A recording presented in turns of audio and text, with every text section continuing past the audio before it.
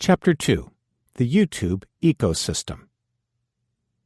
In order for us to understand how YouTube really works, first we need to look at how it operates as a digital ecosystem. A digital ecosystem works much like a natural ecosystem. There are a lot of moving parts, and all of those parts affect the organization as a whole.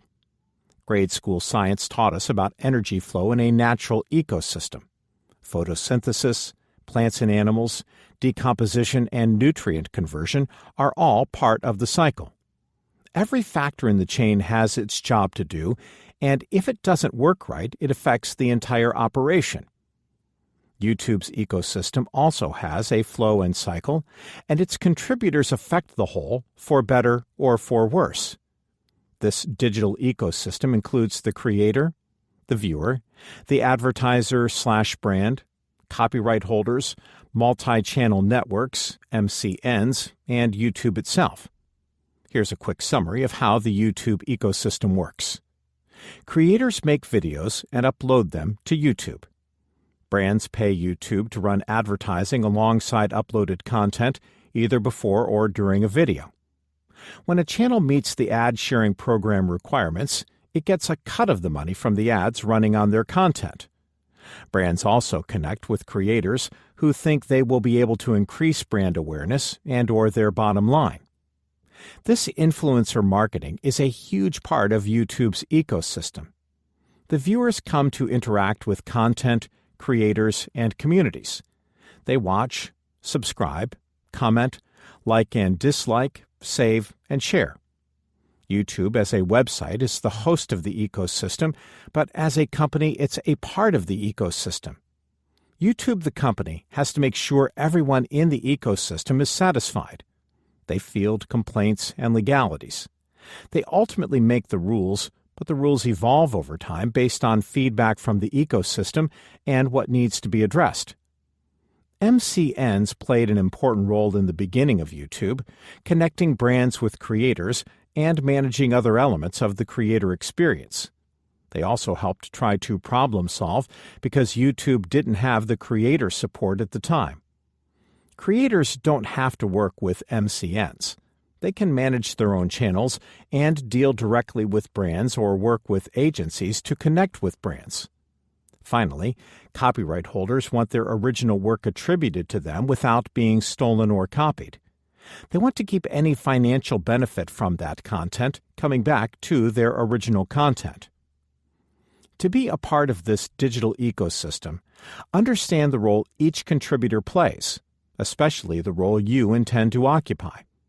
For example, if you are a creator, become familiar with YouTube's guidelines so your content can get monetized and stay monetized. Don't steal or copy someone else's content, but if you intend to use clips of scenes or songs or any other copyrighted material, know how to go about it legally. Your content's success depends on your understanding your role in the ecosystem. Your YouTube experience should be more than starting a channel and uploading videos. In fact, if this is your methodology, your video will never reach viewers. YouTube rewards original content that's made for a specific audience. So, if you learn the system and follow the rules, your videos have a greater chance of being seen. Beware of copyright. The first consideration in the ecosystem should be the viewer. If nobody is coming around to watch, the rest of the ecosystem is dead in the water. When YouTube was new, the viewers were a fairly specific demographic because the content was fairly specific. People were uploading personal videos to share with their friends and family, so there was an audience there. But where the viewership really had the potential to grow pushed in the entertainment direction. People were uploading clips from TV shows, movies, comedy bits, and the like. Viewers were also coming to find clips from popular culture and the news. It was easy to upload this stuff, and it was easy for the viewers to find.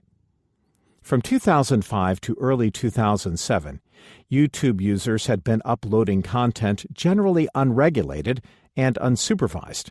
This included a lot of original content, sure, but it also included protected content that had been created by another person or company.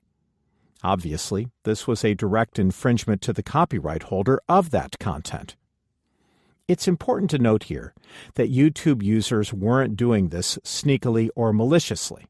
They just wanted to share things they loved, and it was so easy to do. Do you remember Napster from the turn of the century? For those of you born in the 2000s, let me tell you a story. Imagine a world where you couldn't listen to your favorite music on demand.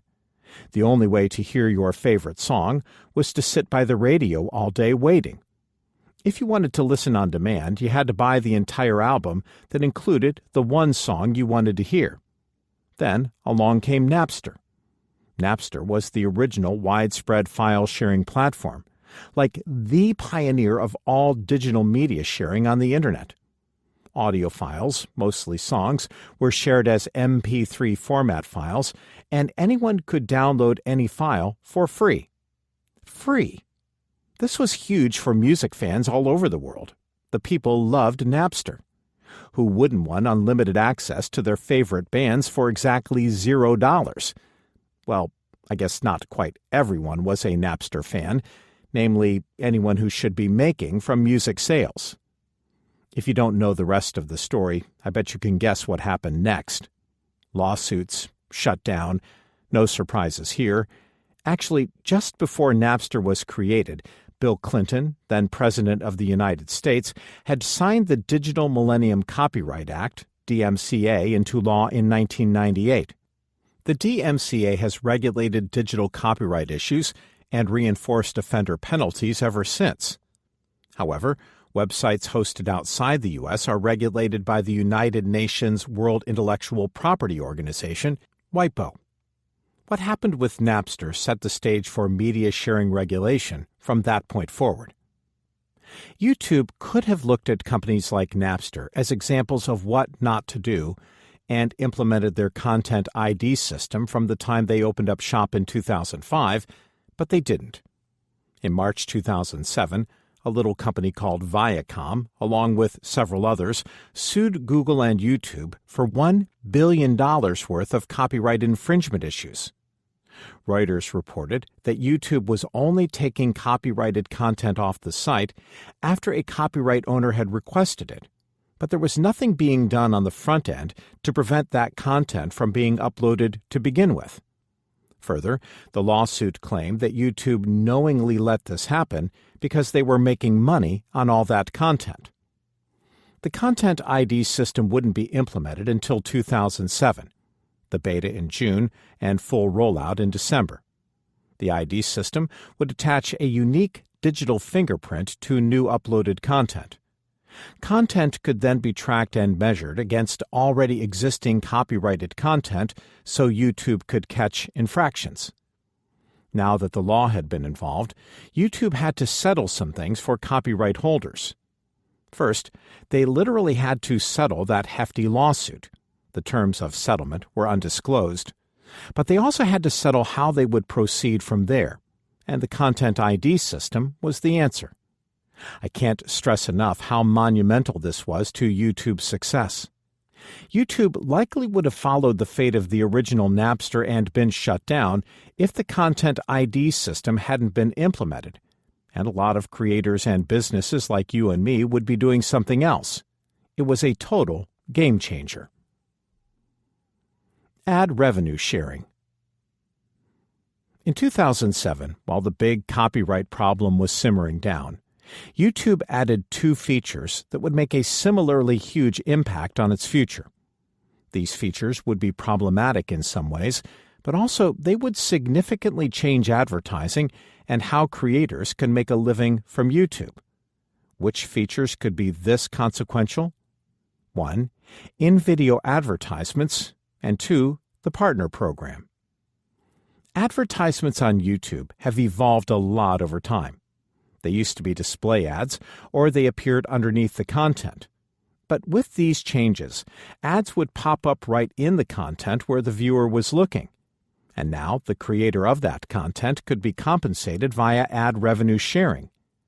This is how the YouTube Partner Program began.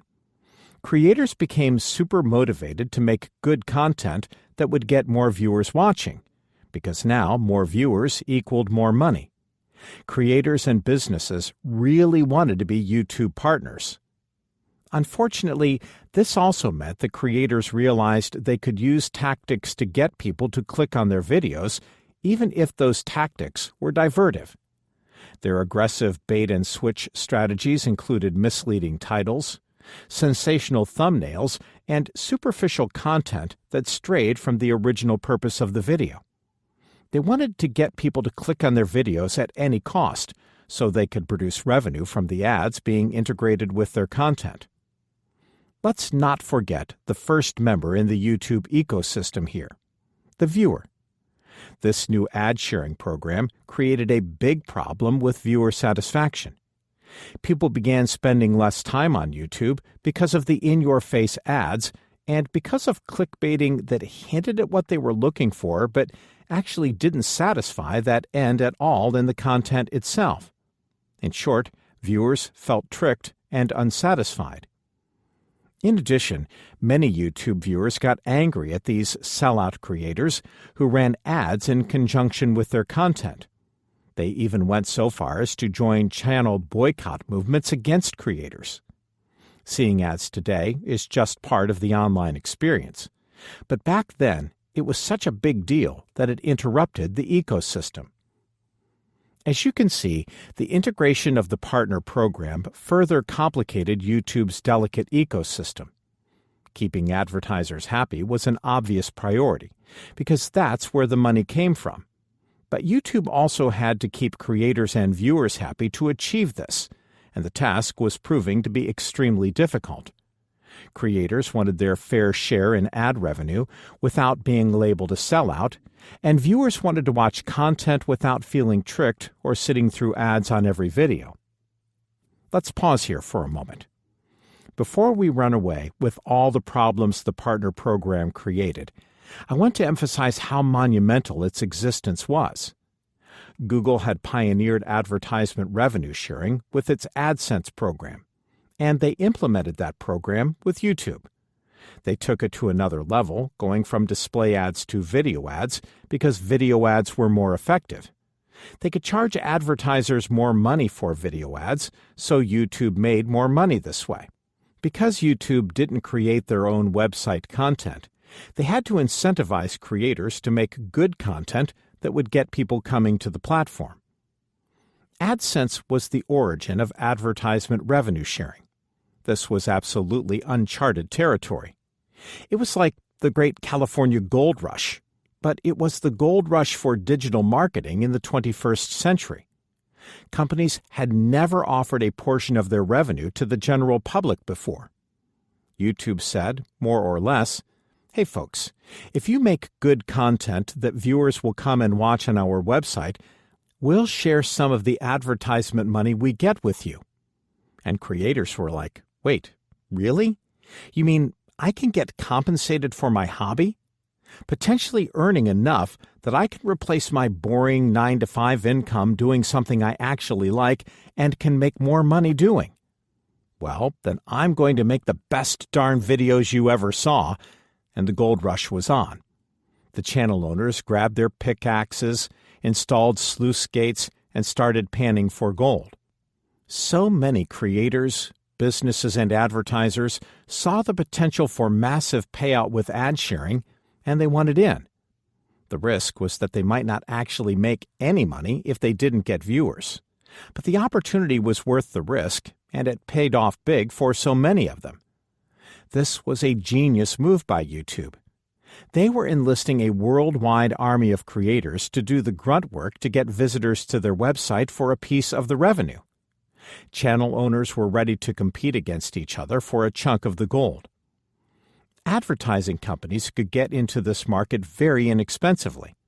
They could track their market, get a lot of eyes on their product quickly without expensive campaigns, and they could do it for literally a fraction of traditional marketing cost. A lot of big brands and businesses gave it a snooty pass because they just didn't realize what they were missing in the beginning. They were too good for it. One of my favorite examples of a YouTube advertising success story comes from a product called Aurabrush. Aurabrush is a tongue cleaner that was invented in the early 2000s by a guy named Robert Wagstaff, a.k.a. Dr. Bob. Dr. Bob had tried to market his tongue cleaner via traditional product pitching means, but the companies he approached wanted nothing to do with it. He even invested a lot of his personal money to run an infomercial. It flopped. So, at the ripe old age of 75, Dr. Bob turned to a marketing class at his local university and asked if anybody had any bright ideas. My good friend Jeffrey Harmon was a student in that class, and he told Dr. Bob that he thought they could sell the product online with a YouTube video. He took on the tongue cleaner project with the promise of Dr. Bob's personal motorcycle as payment for the campaign. Jeffrey and some creative friends made their YouTube video for just a few $100s, and it went viral. People wanted to know where they could buy Aurabrush in their own locations, and distributors started to pay attention. An ad campaign like this had never been done on YouTube, but Jeffrey saw its potential.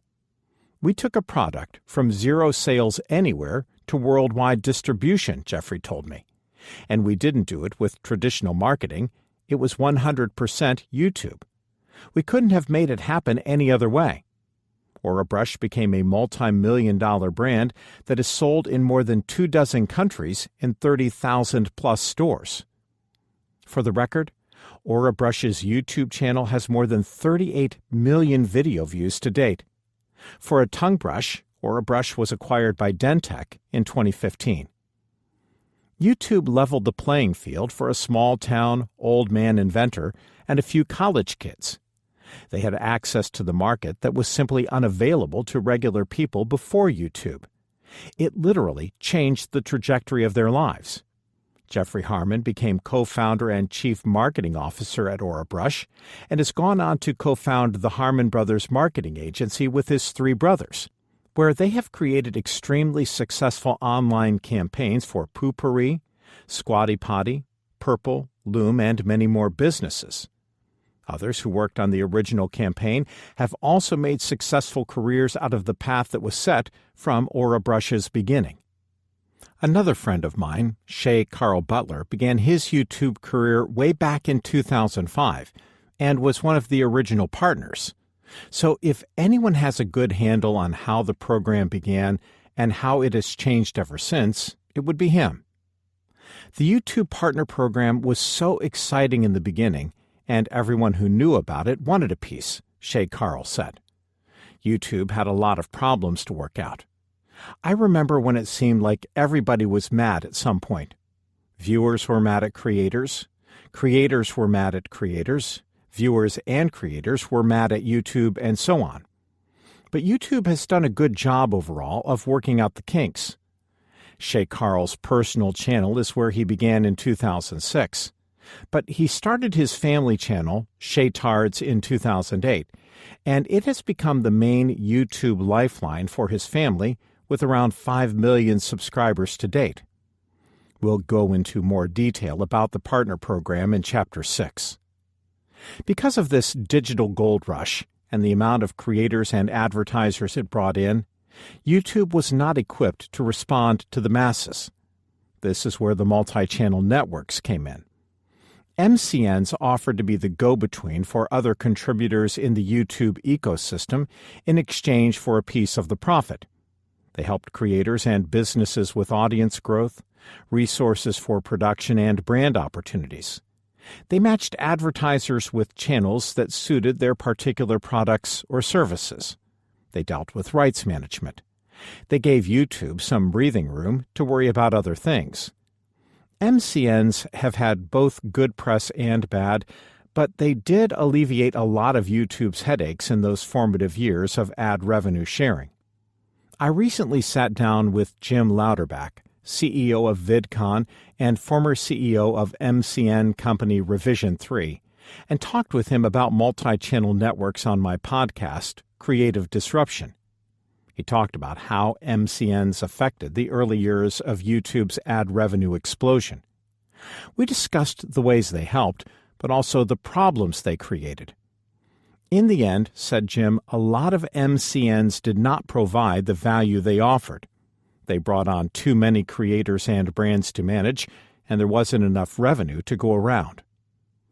Once YouTube had a better handle on operations, they offered their own partner support rather than losing creators to outside MCNs. In 2011, YouTube acquired Next New Networks, a company that had been managing a lot of YouTube's early creators. YouTube was ready to take back control internally and put that money back into their own pocket. For this reason and others, like fewer creators signing up and a smaller margin of revenue per view, MCNs have seen a significant decline on YouTube in recent years. An evolving, thriving system. As you can see, ad revenue sharing completely changed the YouTube ecosystem. YouTube had been a minefield of instability in its fledgling years. They were learning the hard way that their ecosystem was a delicate balancing act among its copyright holders, its viewers, its partners, and its advertisers. There had been an adpocalypse, countless issues with the algorithm, FTC COPPA children's privacy issues, Adpocalypse 2.0, and more. YouTube has learned to deal with the problems and tried to make changes to satisfy the masses, but it is a constant effort. When we come full circle back to the viewer, the first component in the ecosystem, we have to consider how much the viewer has changed. YouTube really wants to have satisfied viewers. Over the years, they have tried to modify their recommendation feature to figure out exactly what each viewer might want to watch. They know that happy viewers will stay around longer, and viewers who stay around longer will produce happy content creators and happy advertisers. And the more the viewers watch, the more money everybody makes. The thousands of changes that have been made to the algorithm over the years have literally paid off. So the better the algorithm gets, the happier everyone will be. Get ready to dive deep into the algorithm in the next chapters. YouTube must be figuring out some things, though, because they have seen 31% year-over-year growth. In 2020, YouTube announced their revenue for the first time ever. In 2019, they made $15.15 billion, which was nearly double the year before. That is mind-blowing in both the amount of money and the percentage of growth. People watch more than 5 billion YouTube videos a day. Billion. To really grasp how much bigger a billion is than a million, consider this. 1 million seconds is roughly 11 days, while 1 billion seconds is 31.5 years. Now give a second thought to that $15.15 billion figure for YouTube's 2019 revenue and gasp. And they are really only just getting started. YouTube began as a dating website for a handful of college co-eds in California in 2005. Now it reaches every corner of the globe on every device. Roughly 1/3 of the entire population of the Earth is watching YouTube regularly. Again, we are talking in billions. Where it used to be a specific demographic, the YouTube viewer is now everyone. Creators and businesses can proactively position themselves to win on YouTube by learning about their own role in its ecosystem and the mechanics of a good channel. These are non-negotiables if you want to succeed on the platform. Don't try to game the system. Try to align yourself with YouTube's goals so fewer problems come up and you can focus on good content creation. YouTube has changed exponentially since its inception, and its ecosystem has changed too. If you want to be a part of that ecosystem, you have to understand how it works and how you can adapt to it, because it will continue to change. You can adapt intelligently by looking at the data YouTube gives you. I'll show you how the algorithm works and how to create and adjust from its data.